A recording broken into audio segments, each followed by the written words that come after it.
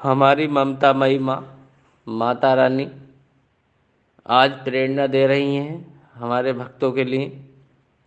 देखिए, आज बहुत अच्छी प्रेरणा है। आज माता रानी समझा रही हैं कि इस संसार में होने को तो बहुत कुछ है, और अगर आप समझ लें तो कुछ नहीं है। ये संसार सिर्फ दिखावे का है। आपने देखा होगा, जब भगवान लेता है तो फिर रहम नहीं करता, और देता है तो कोई एहसान नहीं करता, और किसी पर ऐसा नहीं करता कि मतलब उसका कोई एहसान हो किसी के पास। भगवान सबको समान रूप से देखता है। उसकी नज़र में न छोटा कोई है और न बड़ा कोई है। इसीलिए आपने देखा होगा, आपकी घर संपत्ति जमीन जायदाद अगर सरकार की नज़र उस पर हो तो किसी ना किसी तरीके से भी वो ले लेगी।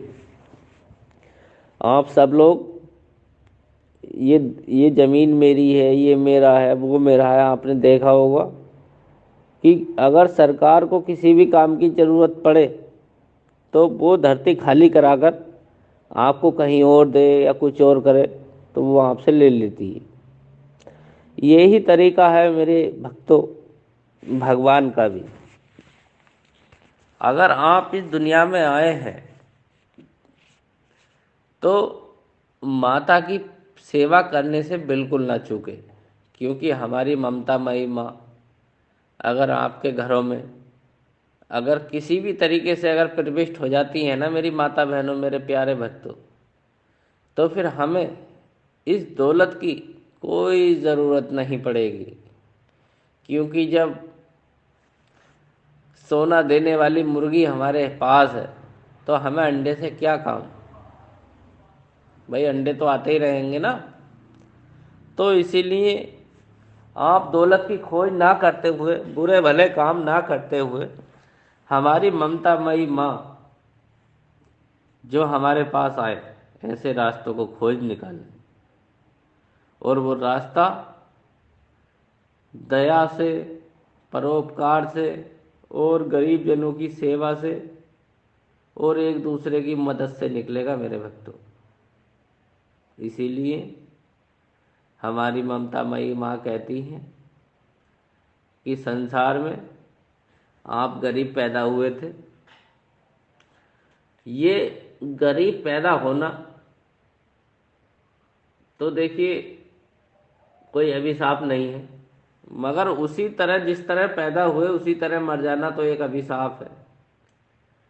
मगर अपना जीवन यापन करने के लिए आपको जितना धन चाहिए उतना ही उपज करने की शक्ति आप अपनी चाहत रखें। अगर वो चाहत बढ़ जाएगी तो फिर आपकी कभी भी चाहत पूरी कोई नहीं कर सकता मेरे भक्तों। इसलिए हमारी ममतामयी माँ कहती हैं, मेरे जितने भी भक्त हैं, मैं उन भक्तों का कल्याण करने के लिए आ रही हूँ। माता ने ये प्रोग्राम बनवाया आप लोगों की मदद करने के लिए, मगर माता आपको समझाएंगी। रोज़ थोड़ा थोड़ा करके आपके अकल के पटलों को खोलेंगी, तो आप खोलने के लिए तैयार रहिए।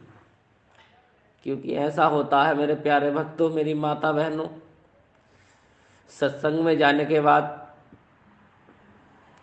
आदमी जब तक सत्संग में रहता है वो दुनियादारी को भूल जाता है, और सत्संग में उठने के बाद फिर वही, मैं ये करूं, मैं वो करूं, मैं इतना कमाऊं, मैं उतना कमाऊं, वो सत्संग की सारी बातें भूल जाता है।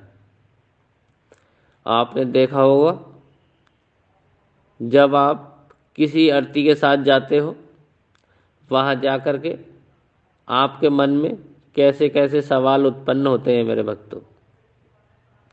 क्या आप सोचते हैं कि भाई मेरी ज़िंदगी में असली पड़ाव कहाँ है? मुझे तो आना यही है, मेरी अंतिम यात्रा यही है। जब हमें अंतिम यात्रा में जाना वही है, तो हम क्यों बेकार की दिमाग खोरी क्यों करें? क्यों ना हम चैन से सोएं?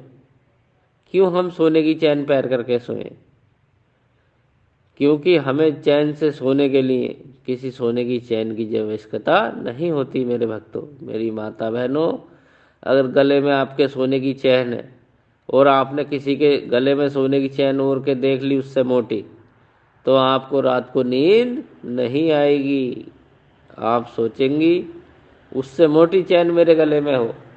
मगर मेरी माता बहनों, उस मोटी चैन से भी किसी और के गले में आपने अगर मोटी चैन देख ली, तो फिर आपको नींद नहीं आएगी।